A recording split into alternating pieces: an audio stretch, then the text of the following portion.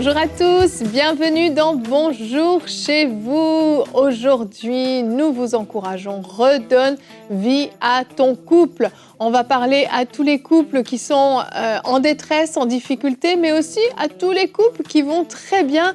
Et on va faire de la prévention pour que ça continue à aller très bien. Et si vous êtes célibataire et vous nous suivez, eh bien cette émission est aussi pour vous parce que les conseils, vous pourrez les mettre en pratique lorsque vous serez à votre tour en couple. Et aujourd'hui, j'ai le plaisir d'être avec Nadine et Frank pour cette émission. Bonjour à tous les deux. Hello Evelyne, hello Frank. Bonjour. Ça s'arrête là? Aujourd'hui, et cette semaine, Frank est tout calme. Il est calme. Tout calme. Moi, j'attendais quelque chose de plus. Hier, il a promis en tout cas que les gens devaient se connecter à cette émission. C'est ça, c'est Frank Ça fait le une promesse. romantique. Non, il n'a pas promis, il a dit... Non. Il a dit, connectez-vous, vous C'est ne ça. voulez pas manquer ça. Ouais. Ah, J'ai pas dit ces mots. Bon, Mais bref, si, tout dans à ces fait, eaux. textuellement. Et Frank, pourquoi les gens devaient se connecter aujourd'hui? Que vas-tu faire? Parce que j'ai une super rubrique. Ça va être vraiment exceptionnel. C'est parfait.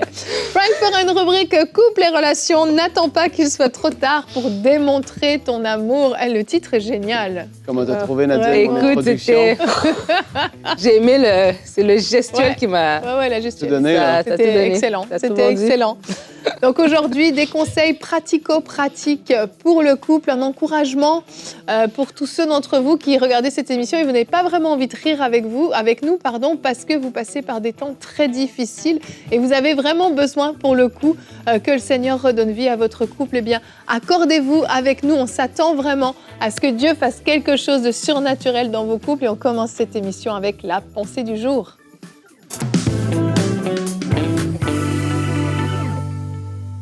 Alors qu'on parle de redonner vie à son couple, je me suis dit, en fait, la réflexion, en fait, que lorsque notre couple commence à aller mal, lorsqu'on sent que voilà, les disputes, les incompréhensions se multiplient et on a l'impression qu'il n'y a rien qui marche, en fait, on ne se rejoint plus, on ne se comprend plus, le premier endroit où l'attaque va arriver, ça va être dans nos pensées.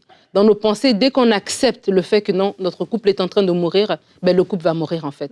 Tout commence d'abord par notre perception, par nos pensées, par l'attitude que nous avons par rapport à une difficulté, par rapport à une situation. Parce que dans les couples, chaque couple va traverser des hauts et des bas. Et des fois, les bas que certains vont traverser sont moins pires que vos bas à vous, sont même plus pires que vos bas à vous. Mais eux, ils ont réussi à survivre. Pourquoi? Parce qu'ils avaient une attitude, ils avaient une disposition de cœur où ils se disaient, on va traverser cette tempête ensemble et on va s'en sortir. Et vraiment, pour avoir accompagné plusieurs couples, je me rends compte que des fois, l'endroit où ça commence d'abord à aller mal, ça va être dans notre perception de l'autre. Si déjà on accepte la pensée que ça ne va pas, on accepte la pensée qu'on va se séparer, on accepte la pensée qu'on n'a rien en commun et que ça ne vaut plus la peine de se battre, ça ne vaut plus la peine de chercher des solutions, ben, du coup, ça va commencer à se dégrader et petit à petit, comme ça, on va se rendre compte que ça meurt, mais ça meurt parce que ça vient confirmer ce que nous, déjà, dans nos pensées, on avait accepté. Et vraiment, ma pensée aujourd'hui est de vous encourager à refuser cette pensée que votre couple va mourir. N'acceptez pas ce mensonge que l'ennemi vous met dans votre cœur, que c'est fini, que ça vaut plus la peine, que c'est trop irrécupérable. La Bible va dire dans Philippiens 4, verset 8, et c'est avec ce verset que je vais vous encourager. Enfin, frères et sœurs, portez vos pensées, c'est la version seconde 21, portez vos pensées sur tout ce qui est vrai, tout ce qui est honorable, tout ce qui est juste, tout ce qui est pur, tout ce qui est digne d'être aimé, tout ce qui mérite l'approbation, ce qui est synonyme de qualité morale et ce qui est digne de louange. Et vraiment, ce verset est en train d'encourager à porter notre regard, porter notre pensée vers certaines choses. Et c'est ce que je veux vous encourager aujourd'hui. Portez votre pensée vers ce qui est bon par rapport à l'autre. Lorsque vous le regardez, lorsque vous regardez votre épouse, vous regardez votre époux et vous n'avez que des frustrations, arrêtez tout de suite dans vos pensées. Je veux penser à ce qui est bon. Je veux me rappeler comment c'était au début. Et des fois, c'est se rappeler notre première conversation où on a senti qu'il y avait quelque chose de différent. Se rappeler notre premier rendez-vous, se rappeler des bons moments, en fait. Parce que des fois, lorsque nos pensées sont attaquées, même notre souvenir de notre relation va nous être volé. Tout d'un coup, une personne va se dire, mais en fait, peut-être que je m'étais trompée, peut-être qu'au début, je sentais aussi que je devrais peut-être me marier avec quelqu'un d'autre, etc. Donc, même dans notre souvenir, c'est comme si on n'a plus de souvenir des bons moments alors qu'on a fait le choix d'être avec cette personne-là. Et c'est là qu'on se rend compte que l'ennemi nous a vraiment attaqués, qu'il est même venu venu voler le souvenir que nous avions dans notre relation. Donc vraiment, rappelez-vous de ce premier amour, rappelez-vous de ces premiers moments, rappelez-vous de pourquoi vous avez choisi cette personne, pourquoi de tous les hommes, c'était lui qui était votre homme, pourquoi de toutes les femmes, c'est elle qui était celle que Dieu avait destinée pour vous. Lorsque vous allez vous en rappeler, vous allez commencer à le repasser dans votre cœur. Donc quand la frustration vient et l'incompréhension veut vous dire « lâche-le, lâche-la », vous repassez dans votre cœur. Non, c'est lui que mon cœur aime, c'est elle que mon cœur aime. Seigneur, merci parce que tu me donnes maintenant la capacité de régler ces problèmes-là. Mais déjà de base, si dans votre cœur, dans vos pensées se tournent vers ce qui est bon, ça va vraiment vous aider à redonner vie à votre couple. Parce que comme j'ai dit, les problèmes, tout le monde peut en avoir. C'est vraiment notre capacité à nous de les traverser. Et si on les traverse avec le Seigneur, c'est sûr et certain que la victoire est de notre côté. Amen. Merci Nadine. Oui, on est tous les trois mariés et puis on a déjà tous vécu des moments plus difficiles, des moments où voilà, il y a des incompréhensions, il y a des problèmes de communication et des fois c'est plus difficile que d'autres et des fois ça dure plus longtemps que d'autres. Mais c'est pas parce qu'on passe par des moments difficiles qu'on doit rester dans ces moments et qu'on est censé creuser de plus en plus profond. Il y a un moment donné où il faut faire un constat, il faut s'arrêter et il faut se dire ok là stop, on est en train de descendre de plus en plus, il faut s'arrêter là. Plus on essaye en fait de se faire justice, plus on essaie d'expliquer pourquoi ci, pourquoi ça, et plus on creuse, on s'arrête et on revient juste à la source, on revient au départ. Et j'ai un verset à vous partager, je crois que ce verset donne une clé essentielle pour la réussite des relations en général, mais particulièrement d'un couple. Il s'agit de Philippiens 2, au verset 3 et 4. Ne faites rien par esprit de rivalité ou par désir d'une gloire sans valeur, mais avec humilité, considérez les autres comme supérieurs à vous-même. Que chacun de vous, au lieu de regarder à ses propres intérêts, regarde aussi ceux des autres. Ce verset, je le trouve extrêmement pertinent dans le cadre du couple. On en parle souvent dans les relations en général, mais dans le cadre du couple, il est tellement important. J'aimerais m'arrêter sur le fait de ne pas regarder ses propres intérêts, mais regarder les intérêts de l'autre, considérer les intérêts de l'autre. Ça fait tellement la différence quand dans le couple, on n'est pas centré sur soi, mais on considère l'autre, les besoins de l'autre, les attentes de l'autre. Et on n'est pas toujours en train d'essayer de penser à moi. Bien sûr, c'est censé être réciproque. Oui. L'autre, à son tour, pense à mes intérêts, à moi. Et donc, en fait, il y a une espèce de réciprocité, un échange qui va se faire, qui va faire que les besoins de l'un et l'autre vont être comblés, qu'on va communiquer de façon appropriée et qu'on va toujours chercher à ce que la paix règne dans la maison. Il y a une incompréhension, tu as dit quelque chose qui m'a blessée, qui m'a froissée, comment est-ce qu'on peut régler ça ?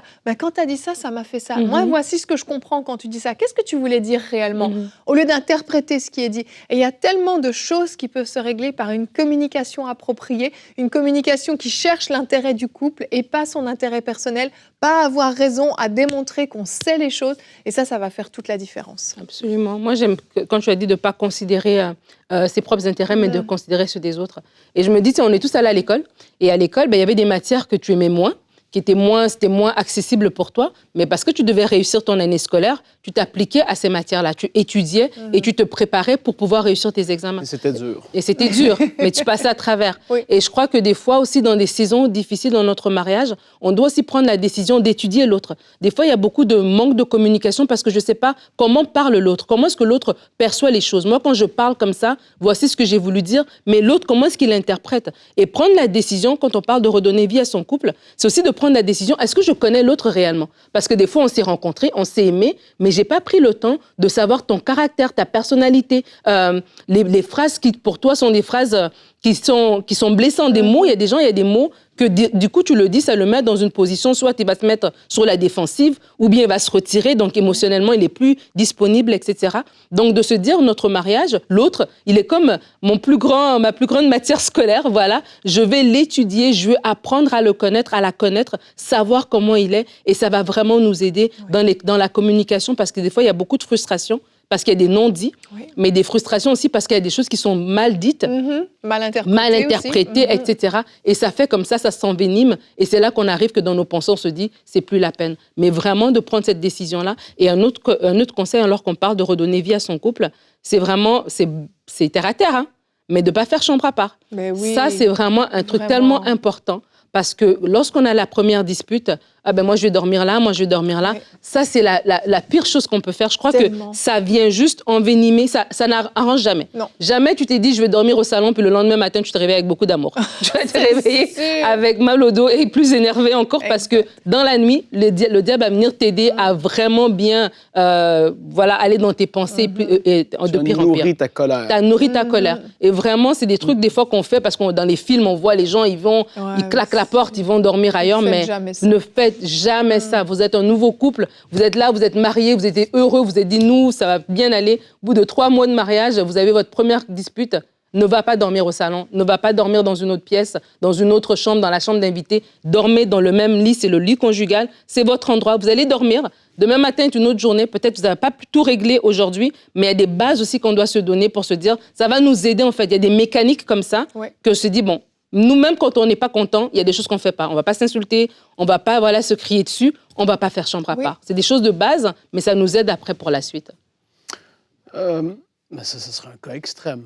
Je n'avais jamais même pensé pas dormir dans le même lit que Nadia. C'est un cas extrême quand même. Ça m'a fait réfléchir pour ça. Mais elle a raison, dans les films, on voit beaucoup ça. Je sais, mais depuis quand les films sont aux écoles? Mais je comprends absolument les filles. Et donc, je fais juste ramener ça terre à terre. Depuis quand est-ce que les films doivent nous dire comment on doit agir? Et une autre réalité, parce que tu parles de... en tout cas, de ce que ça va créer, le fait de faire ça, parce qu'absolument, il y en a beaucoup qui certainement l'ont déjà fait, mais d'appliquer et de revenir à ce que dit la parole autant que possible, que le soleil ne se couche jamais sur votre colère. Et ça peut sembler simple et banal d'être dit comme ça, mais d'appliquer cette règle va sauver énormément de choses. Amen. Parce que le plus que tu vas demeurer dans ta colère, dans ton incompréhension, le plus ça va comme la gangrène, ça va pourrir, ça va amener toutes sortes de choses néfastes, négatives, qui ne devraient jamais être là. Et de régler ça au plus vite, c'est ce qu'il faut faire. Vraiment, vraiment. Et ça, c'est d'être clair avec son conjoint, de dire, je ne veux plus jamais qu'on se couche en colère. Oh! Là, il y en a qui vont dire, t'es fou, Frank, c'est pas possible. Je te mets au défi. Applique ça dans ta vie. Applique-le et vois ce que Dieu va faire. Ça va demander d'être... Tantôt, tu as dit là, d'étudier avant. Moi, c'était dur d'étudier. Et pour certains, ils pensaient se marier et que ça allait être merveilleux et facile dès le début et qu'ils n'ont jamais entendu cette notion de devoir comprendre forcément comment je peux aimer l'autre, comment est-ce que je devrais... Ils pensaient que tout ça allait se faire naturellement. Il y en a, vous me suivez et vous dites, ouais, j'ai pensé ça. Mais là, aujourd'hui, tu en ris parce que tu te dis, ben, c'est tellement pas comme ça. Mais au début, ça va être plus compliqué d'entrer dans ces notions-là parce que tu n'as peut-être jamais vu tes parents faire ça, agir comme ça, ni même s'aimer l'un l'autre. Ils se sont endurés toute la vie et là, toi, tu fais face à un défi. Mais aujourd'hui, même si c'est pas facile, c'est une grâce et c'est une bénédiction. Parce que le mariage, c'est une bénédiction et il faut vraiment protéger ça. Il faut être intentionnel parce que le Seigneur, ce qu'il veut, c'est une vie de couple bénie, heureuse, en bonne santé. Amen. C'est sa volonté. Oui, mais ça demande de l'effort. Et ça ne va pas y arriver tout seul, ça ne va pas nous tomber dessus. Il faut être intentionnel à tous les jours. Et ça, c'est toute la vie. C'est comme un marathon. Ouais. Et ce que je voulais juste rebondir avant que tu fasses ta rubrique, Frank, par rapport à ce que tu viens de dire, c'est aussi une décision de maturité quand tu dis « je ne veux pas dormir sur ma colère ». Parce que des fois, l'autre, il n'a rien fait pour apaiser ta colère, elle n'a rien fait pour te demander pardon. Des fois, le conflit n'est pas réglé. Donc, c'est toi, une fois que tu as verbalisé ce qui te dérange, de dire, tu sais, tu m'as dit tout ce que tu m'as dit tout à l'heure, j'ai pas apprécié. Mais toi aussi, du coup, on a fini de parler de ça. On continue. Donc, on devait manger ensemble, on va manger ensemble, on va regarder le film, on va aller prendre notre marche, on va continuer à vivre notre vie de couple. C'est moi qui prends la décision de ne pas rester sur ma colère aussi et ne pas attendre. Des fois, on attend l'autre pour descendre, mais c'est nous qui prenons la décision. Et ça nous amène au verset du jour dont tu as parlé. C'est vraiment cette humilité qui dit que si Dieu l'a dit, ça veut dire que les principes de Dieu sont bons. Mon émotion, ma chair me dit reste en colère, mais Dieu me dit que la colère, le Seigneur ne se couche pas sur ta colère. Donc du coup, par humilité, je vais mettre en pratique la parole de Dieu. Exactement. Et bien sûr, on est conscient que dans certains couples, il y a des situations aussi où vraiment l'un des conjoints ne participe absolument pas à fortifier, à solidifier le couple, va faire tout et son possible pour nous briser, pour nous détruire. Ce sont des cas extrêmes. Les conseils qu'on vous donne concernent une généralité. On ne peut pas aller dans le détail de tout, mais bien sûr, il y a des situations qui sont très spécifiques, très à part, qu'on n'aborde volontairement pas aujourd'hui, simplement par manque de temps, mais on est conscient de cette situation aussi. Et Frank, on va voir ensemble maintenant Frank, le romantique, on va voir dans la rubrique couple et Vous relations. allez être déçus. N'attends pas qu'il soit trop tard pour démontrer ton amour.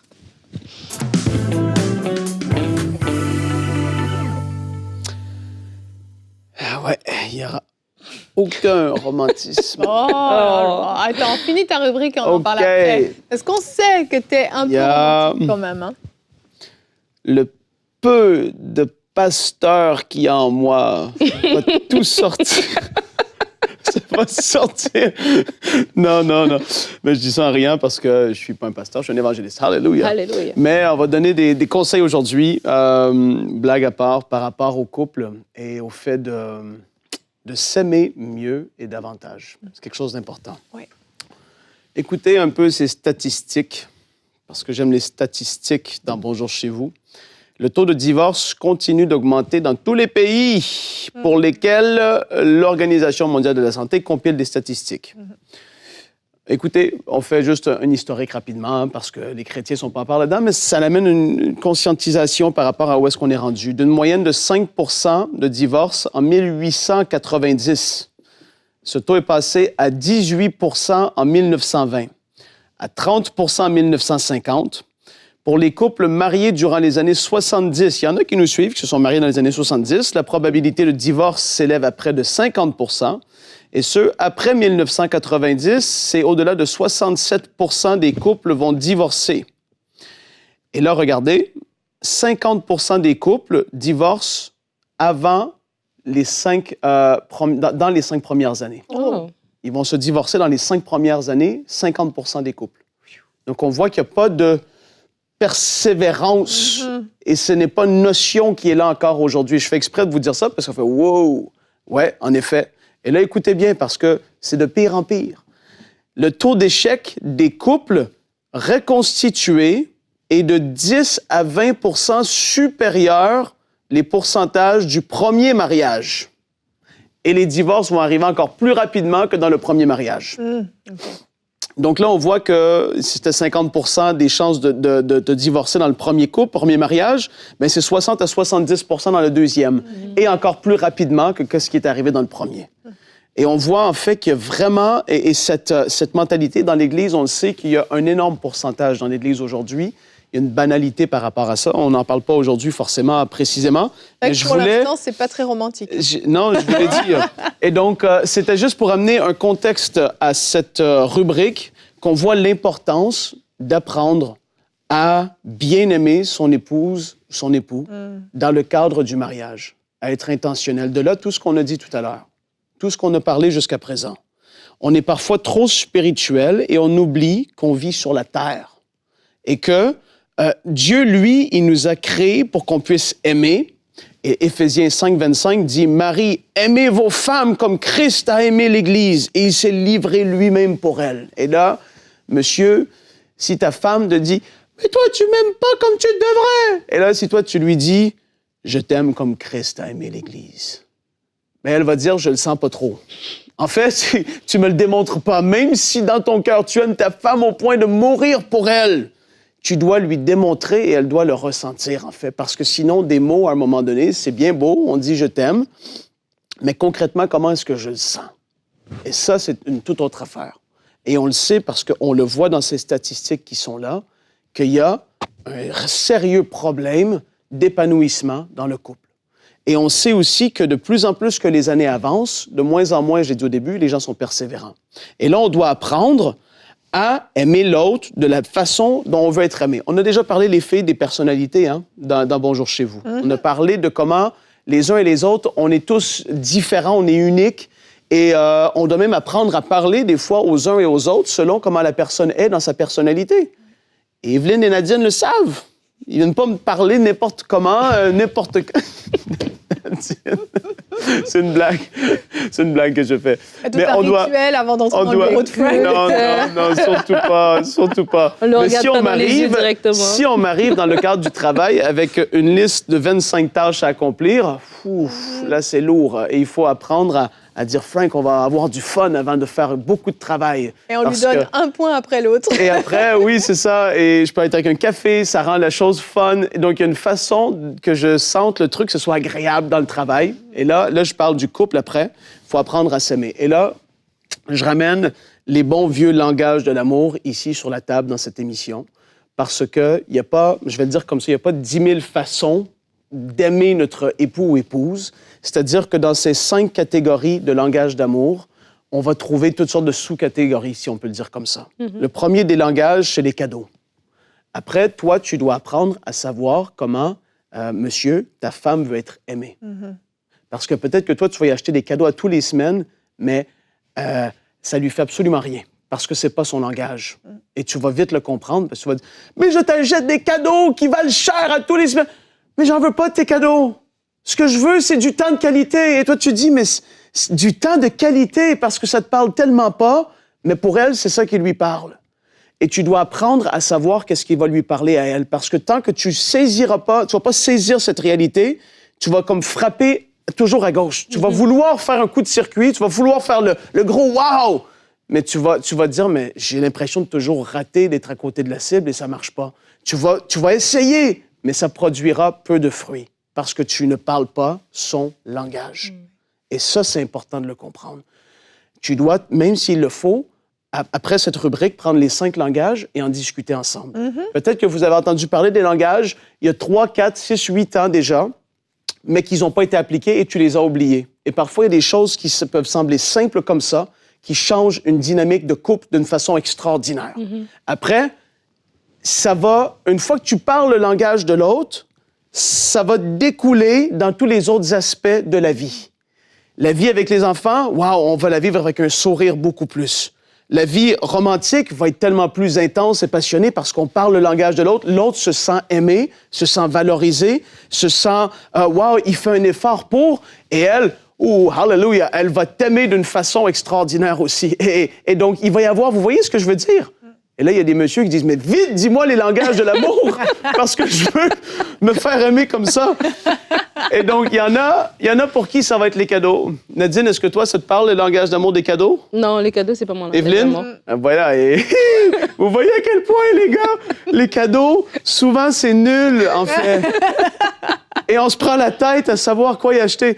Moi, même si c'est pas le langage d'amour de Nadia, j'y achète des cadeaux très souvent parce que moi, ça me fait plaisir d'y acheter des cadeaux et j'aime la bénir comme ça. Mais je le sais que c'est pas ce qui va lui parler. Mais je le fais quand même juste par amour. Et tu peux faire le kilomètre d'extra, je vais le dire comme ça, pour même bénir encore plus parce que ça va être un surplus. Amen. Oui, amen. Deuxième, c'est le temps de qualité. Bien sûr. Le temps de qualité. Est-ce que ça te parle, Nadine? Evelyne? Ouais. Toi, ça te parle? Mais c'est pas mon numéro 1. C'est pas mon numéro 1 non plus. Oh, mais c'est cool! Vous voyez? Je suis pas obligé, moi, rien de me livrer. Je vous fais vous livrer. Ah, c'est génial dans cette rubrique. Ah ouais. Et donc, le temps de qualité. Et parfois, dans le temps de qualité, tu vas devoir apprendre à te... là, je parle aux hommes, hein, mais ça peut être la femme, mais c'est surtout les hommes. Dans les temps de qualité, la femme va vouloir parler parce que des fois, ça parle beaucoup. Et là, tu vas vouloir dire quelque chose ou donner un conseil parce que tu penses que tu as toutes les réponses. Est-ce que je peux juste parler, s'il te plaît? Et là, tu vas faire « Ah oui, c'est vrai. Ouais, on n'a pas toujours besoin de solution. Et là, tu fais juste « Et là, elle va parler, elle va tout vider son sac et après, tu vas continuer ta vie. Et elle est contente parce qu'elle a eu un temps de qualité avec toi. Toi, tu n'as pas eu un temps de qualité, forcément. Mais tu es béni parce qu'elle est heureuse. Mais tu vas l'avoir après. Et après, tu vas l'avoir après. Amen. Donc, le temps de qualité. Ça, c'est un exemple. Mais vous voyez, aller prendre une marche, être intentionnel, écouter un film drôle, c'est du temps que tu mets à part pour pas te dire non, je suis occupé, je travaille. Un petit repas. Oui, voilà. Mais ça tombe dans les services rendus. Ah ouais, ça dépend si tu vas au restaurant. Ah, si tu vas au resto. Oui, si tu vas au resto. Mais là, c'est un doublon parce que c'est un temps de qualité avec un service rendu à quelque part, un peu comme déguisé. Donc, les services rendus, ça, c'est le 3e langage. Est-ce que ça vous parle? Nadine a fait. Yes. Oh, oui. Ouais. Moi aussi. OK, les services rendus, ça ne veut pas dire que tu es obligé d'être un maître constructeur. Tu peux rendre toutes sortes de services. Tu n'es pas obligé de bâtir quelque chose. Tu n'es pas obligé de donner quelque chose ou d'être quelqu'un de hyper manuel. Souvent, on pense service rendu, si on fait quelque chose, on exécute, mais ça peut être aider avec les enfants. Ça peut être, je vais t'aider cette semaine en faisant la vaisselle. Je vais t'aider cette semaine en faisant ça. Ah oui, il y avait tel cadre à installer sur le mur. Ça fait des mois qu'on doit le faire. Je vais le faire cette semaine. Oui, accrocher les cadres. Ah, voilà. Donc, il y a... Non, mais tu ris, mais c'est vrai, hein? C'est vrai, oui. Bon, c'est vrai. Je suis d'accord. Donc, tu vois, c'est les services rendus. Le quatrième, c'est les paroles d'affirmation et ou valorisantes. Ça vous parle? Oui, moi aussi. Nadine, elle hésite. Maintenant, il faut la filmer, s'il vous plaît. Oui, Nadine. Les paroles d'affirmation, ça te parle? Oui, les paroles valorisantes. Valorisantes? Oui. Voilà, d'affirmation comme ça. Ça, ben, vous savez qu'est-ce que ça veut dire. C'est des paroles valorisantes. Ouais. Des compliments. Des compliments, des jolis mots. Des mots doux. Des mots doux. On aime ça. Ouais. Et des mots doux vont amener au 5e langage d'amour, le meilleur, le toucher physique. Je t'ai aidé pour ta transition, t'as vu? On est tombé chez Frank. C'est sûr que... oui, le toucher, c'est pas juste où est-ce qu'on peut se l'imaginer, c'est se prendre par la main. Alors qu'on écoute un film, c'est d'être collés ensemble. C'est de juste avant de partir, frotter un peu le dos, dire « bonne journée, je t'aime ». Il y a juste une dimension de toucher physique qui amène, pour l'homme souvent quand même, hein, je dis pas que tous les hommes c'est comme ça, mais pour beaucoup, ça va amener un sentiment d'être assuré, d'être aimé, de se sentir, voilà, c'est quelque chose qui est là, quand il y a un toucher physique qui peut se faire. Donc, les 5 langages, les cadeaux, les temps de qualité, les services rendus, les paroles d'affirmation valorisantes et le toucher physique. Quel est le langage que tu dois parler à ton conjoint aujourd'hui? Ça, c'est la question que je te pose. Parce qu'en effet, on a parlé de Philippiens, chapitre 2, tout à l'heure, mais je vais ajouter 1 Corinthiens 13, versets 4, 5, 6 et 7. L'amour est patient, elle est pleine de bonté. L'amour, elle n'est pas envieux, elle ne cherche pas à se faire valoir, il ne s'enfle pas d'orgueil, il ne fait rien d'inconvénient. Et là, c'est comme dans Philippiens, il ne cherche pas son propre intérêt. Oui. L'amour ne cherche pas son propre intérêt. Donc aujourd'hui, au lieu de dire tout ce que l'autre pourrait faire pour toi, même si des fois ça va faire du bien de l'exprimer, cherche qu'est-ce que toi tu peux faire pour l'autre pour l'aimer davantage. C'est super important et ça démontre une croissance dans l'amour. Parce qu'à un moment donné, ça va devenir naturel. Ça ne sera pas forçant. Et vous allez juste vivre la vie et c'est naturel, ça se fait. Et on s'aime davantage et on apprend vraiment à se connaître comme ça. Dans les débuts du mariage, des fois, après 1 an, 2 ans, 3 ans, il faut aborder ça parce qu'on n'avait pas saisi ou on n'avait pas été intentionnel. Mais après 5 ans, 10 ans, 15 ans, etc., là, il faut commencer à entrer dans une phase où est-ce que la vie de couple, c'est le fun. C'est agréable. C'est agréable. C'est pas obligé et c'est pas supposé même être un combat continuel. Je refuse ça, que ce soit comme ça. C'est pas supposé être comme ça. Dieu a fait qu'on soit mariés, heureux, bénis, dans l'amour, qu'on s'aime davantage de plus en plus, que l'amour s'intensifie. Oh, Jesus! J'allais citer Cantique des Cantiques, mais je me retiens.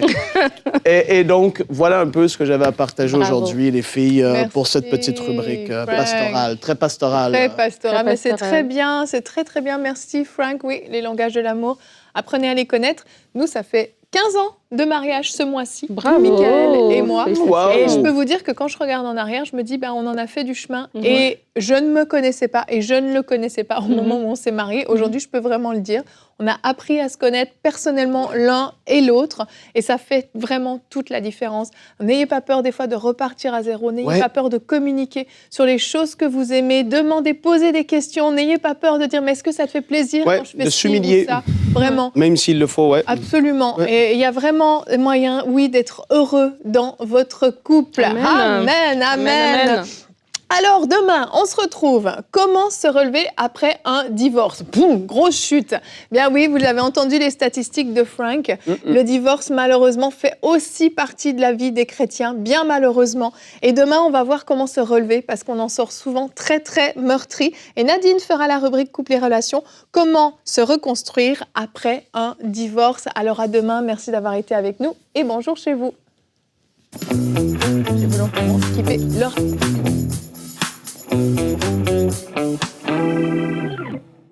Très bientôt, nous aurons la possibilité de créer notre propre plan d'écoute de la Bible en audio avec en plus un choix de voix très varié. Et vous savez, j'aime tellement écouter la Bible en audio. J'ai l'impression que les textes prennent vie dans ma tête et ma soif grandit. Et je suis convaincue que plusieurs vont vivre un renouveau dans leur attachement à la parole de Dieu. Des cœurs vont devenir plus assoiffés que jamais de découvrir cette lettre d'amour du Père qu'est la Bible. Grâce à votre précieux soutien, l'application Ma Bible va sortir en décembre de cette année et des millions de personnes vous seront reconnaissantes d'avoir investi dans ce projet qui a apporté de grands fruits dans leur vie. Dès maintenant, faites partie des 20 000 partenaires mensuels qui porteront la vision d'EMCI et qui l'amèneront encore plus loin. Pour faire votre don, rendez-vous sur emcitv.com/20 000.